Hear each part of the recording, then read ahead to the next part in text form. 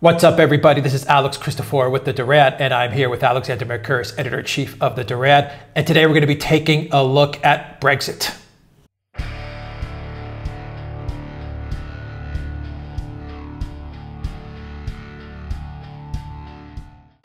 All right, Alexander, things are heating up. We just did a video of Farage's speech at the EU Parliament where he lashed out at Angela Merkel.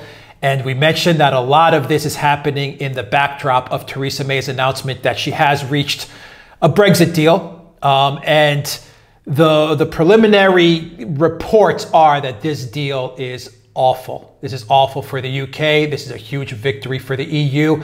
And this is being reported on not only by Farage and the hardliners, the hard Brexit people, but even people in the Remain camp are saying this was a terribly negotiated deal on Theresa May's part. Now, I was watching ITV, and I wish I could put the video up, a clip of the video, but I'm afraid that they might take the video down or demonetize us if I put that up. So I'll read you, Piers Morgan was interviewing two people, Alastair Campbell from Remain and Nigel Farage, and I'll read you a couple of their comments, and I want you to take it from there, okay, Alexander? Okay, so Alastair Campbell, when Piers Morgan was asking Alastair Campbell what he thought of May's deal with the European Union, Alastair Campbell said, "This doesn't do remotely what was offered. What is the point?" He then went on to say that Parliament is at an impasse and we have to go back to the people. Remain has to be on the ballot paper. And then Piers turned his attention to Nigel Farage, and Nigel Farage's comments were, "This is the worst deal in history. We are giving away in excess of £40 billion in return for precisely nothing. Trapped still inside the European Union's rulebook. Nothing has been achieved." And then Farage went on to say, "In any negotiation in life, the other side needs to know that you are serious about walking away. What Monsieur Barnier knew from day one is that at no point did Theresa May intend to walk away." And then Farage closed it out by saying this is a fundamental matter of trust to the electors of our country and those who govern us. Alexander, what are your thoughts? Well, I think that what you see here is the universal consensus in Britain, extending from all sides of the political spectrum, that Theresa May has negotiated the worst possible deal for Britain. The Remainers, the people who want to stay in the EU, are entitled to say that if Britain remains in the customs union of the EU indefinitely, which is essentially what we seem to be offered, and are going to be regulated by the EU in exactly the same way as before, with a difference that without Britain being a member of the European institutions, the European Council, the Council of Ministers and the European Parliament, it no longer has any say in those regulations, then what was the point of leaving? Is it not better in that case to stay? And that's what Alastair Campbell, who is Tony Blair's spin doctor and is an ardent supporter of remaining in the EU, is saying. And what he is saying is not without sense. And from the other side, what you hear Nigel Farage saying is that this is absolutely not what he fought for when he fought for the independence of Britain from the EU. Remember, the party that he created is called the UK Independence Party. And he also says that this is absolutely not what the people who voted in the Brexit referendum to leave the EU wanted or expected, and that from their point of view, they will see this as a betrayal. So you can see this consensus, if you will, emerging about this deal that Theresa May has produced. But of course, no agreement on the way forward. Alastair Campbell and the Remainers say, well, let us reconsider this whole option of leaving the EU. Let us have a second referendum to decide whether we want to leave the EU at all. Whereas Nigel Farage and the people who support him, the Leavers, the people who want to quit the EU, they're going to say we should throw out this deal and head for a no-deal Brexit if that's what it takes to get Britain once and for all out of the EU. Was the plan all along, Alexander, to get to another referendum? Was this the plan? I think the plan all along was to leave Britain inside the customs union. I think that is very much what Theresa May wanted. Boris Johnson, by the way, who is, not without brains, has said this. This is exactly what he thought the plan was, that Theresa May was going to carry out the nominal, the token promise of Brexit, whilst keeping the substance of Britain remaining a part of the customs union intact. And that was her plan all along, even though Theresa May, in various speeches, had appeared to rule that out. And what Boris Johnson is saying, and it's difficult to fault him. He's not the only person saying this. Jacob Rees-Mogg is saying it.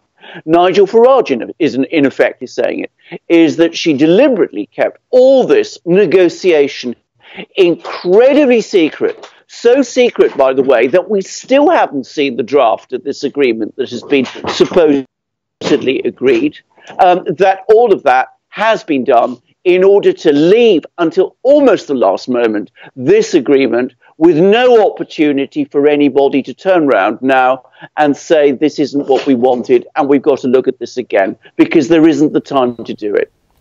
Earlier today, Alexander, as we were discussing this, putting this video together, you sent me an article, I believe was it from the Daily Mail or the Telegraph? It was the Telegraph, the Daily Telegraph. Okay. And in that article, they had their sources which claim that the people in Brussels, the negotiators in Brussels, and many of the EU technocrats and bureaucrats are pretty excited and pretty happy with the result. What do you make of that? Are those sources probably correct? I don't think there's any doubt about it. And when we talk about sources, some of these were open, public statements by EU officials, including officials, EU officials, who were involved in the negotiation. They see this thing as a victory for them. They've got Britain exactly where they want it, in effect signed up indefinitely to a customs union that it cannot legally leave. It could legally leave the EU before, when it was part of the EU, by invoking Article 50. It could do that. It could do that unilaterally. Under the agreement that's now being signed, and which we're now going to be placed before the British Parliament, for the British Parliament to agree, there is no way that Britain can leave the EU without the agreement of the EU. And that is the situation that Britain now finds itself in. Farage, when he was speaking with Piers Morgan, Farage mentioned, he touched upon the possibility that it's time for the Tories and the Conservative Party to be rid of Theresa May. He was pretty adamant about it, actually. What do you make of that? Is there going to be some sort of movement to try and get May out? Alex, I've been talking about this possibility for months. I mean, if you remember, way back, I think in the early summer, I was saying, at one point, I said, I doubted whether Theresa May would last a week. And in fact, here she is. She's still there, having negotiated a deal. She has one huge advantage, which is that the Conservative Party in Parliament, the various MPs, are absolutely terrified that if Theresa May goes, the Conservative Party will disintegrate, that there will be a general election, and Jeremy Corbyn, whom they've all decided is somehow, Lucifer with horns, is going to become the Prime Minister of Britain. That has worked to Theresa May's advantage up to now. Having said this, what I'm hearing at the moment is that people in the Conservative Party are now so angry that it may very well be that we will have a leadership challenge to Theresa May tomorrow. In other words, a vote of no confidence in a leadership, which could open the whole question of whether she remains Prime Minister open. But I mean, we'll just have to see. As I said, we've heard this story before. We won't know until tomorrow or the next few days whether any of these rumblings that we're hearing about are real. What is Corbyns' position on Brexit? Calculated ambiguity. One senses that Jeremy Corbyn actually wants Britain to quit the European Union. He's never been keen on it. He voted against joining back in the referendum that took place as long ago as 1975. For most of his political career, he has been an opponent of the EU, and it seems as if he calculates that if Britain remains in the EU, he would be restricted in the kind of economic and social policies he wants to implement in Britain because they would be contrary to EU regulations and EU policies. However, his problem is that he leads an overwhelmingly pro-EU party. So what he is doing is saying as little as possible, whilst correctly pointing out what everybody else is saying, which is that Theresa May has negotiated a terrible deal. What he will do if this deal goes to Parliament, I'm absolutely sure he will try to rally the Labour Party to vote against it. He will say this is such a bad deal, we should all vote against it, not in order to trigger a second referendum, which he clearly doesn't want. I mean, he's essentially said that, but in order to force a general election, which could make him Prime Minister. Yeah, and I mean, going back to the Piers Morgan interview with Campbell and Farage, even Piers Morgan was not fooled by this supposed deal. He stated it pretty outright. This is not Brexit. He said it. This is not a Brexit deal. Alex, you're absolutely right. I mean, I haven't seen that interview, but there is nobody in Britain who is happy with this deal. I mean, well, there may be a few people who are Theresa May's own officials, but the entirety of British opinion, political opinion, is horrified by this thing. They see it all as a total humiliation, which will lock Britain forever in a customs union with the EU, at least legally speaking. I think it was, it might have been Farage, but somebody said that Britain has swapped a hotel, which was EU membership, for a prison, which is a customs union that he cannot, in a sense, leave without the EU's agreement. Okay, so we see a lot of uproar, even from the mainstream media. Walk us through, Alexander, what are we to expect in the next few days or the next week? Don't go too far ahead in the future. What are we going to expect in the next couple of days or the next week going forward? What should we be on the lookout for? I think the next 48 hours are going to be absolutely crucial. First of all, there is an extremely long British cabinet meeting underway as I am talking. I don't know yet what the outcome of it is. There's all sorts of talk that various ministers are going to resign, or that several of them are telling May that this is such a bad deal that she needs to go back and renegotiate it. A hopeless position, by the way. It's far too late for that. If Theresa May fails to get the cabinet's backing for this, then I think her position is in jeopardy. If she gets the cabinet's backing for this and several ministers resign, then it looks to me as if we could very well have a leadership challenge appearing tomorrow. But it could very well be that even if she gets the full cabinet's backing, there will still be a rebellion against her within the Conservative Party tomorrow. Everything is up in the air. Nobody knows where this is going. My own gut feeling is that in the end, Theresa May's line will hold, simply because, as I said, there are too many Conservatives who are terrified of the prospect of a general election, which could bring Jeremy Corbyn to power. But I would certainly not put money on it. Okay, Alexander, let's take the scenario that it does hold. What does that mean? What does that mean? Well, it would mean that there would then be a situation where Britain, in March 2019, leaves the EU technically. There would then be a transition period of about 2 years until 2021. And unless Theresa May or her successor is then able to arrange some sort of deal with the EU, which would sort out the trading arrangements whilst preserving this frictionless border between Northern Ireland and the Irish Republic, then Britain would remain in the customs union. And that is an impossible thing to ask for. There is no conceivable way that Britain could negotiate a deal that would preserve a frictionless border and allow it to opt out of the customs union. The only way that could happen would be for Ireland, Northern Ireland, to remain within the customs union and for the rest of Britain to leave, and that is unacceptable to the Conservative Party and to Protestant opinion in the north of Ireland. What are the markets looking at, Alexander? I mean, there's right now, you said the 48 hours to a week. There's a lot of uncertainty, but what are the markets looking at? What are they looking for? What are they hoping for? Go into that a little bit as well. Right. Well, the business community, which is, I think, has played a very influential role in all of this, has been telling Theresa May that they wanted what they called frictionless trade with the EU to continue even after Britain left the EU. Now, I don't know whether they really thought through the implications of that, but the way Theresa May has interpreted it is to keep Britain inside the customs union, even though it's important to stress she actually publicly promised that that wouldn't happen. She publicly promised that Britain would leave the customs union and the European single market.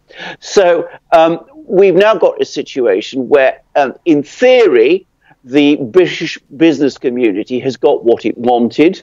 I'm not sure that is really what they ultimately wanted, because it prevents Britain from doing free trade agreements or trade agreements with other countries. So we saw for a few hours the pound strengthen and the markets in Britain do rather well. Then, as I said, when the full implications of all this began to sink in, and the fact that Britain was therefore locked in and was going to lose control entirely of its own trade and economic policies, and that there might be a challenge to Theresa May, the pound started to fall and business confidence faltered. We're in a volatile situation, and nobody knows where this is going. What would happen if the UK unilaterally said to the EU, I don't care what we signed, I don't care what we negotiated, we're out? Well, that would be, this is of course assuming that this is the deal that is actually implemented, and those are the terms that Britain leaves in March 2019.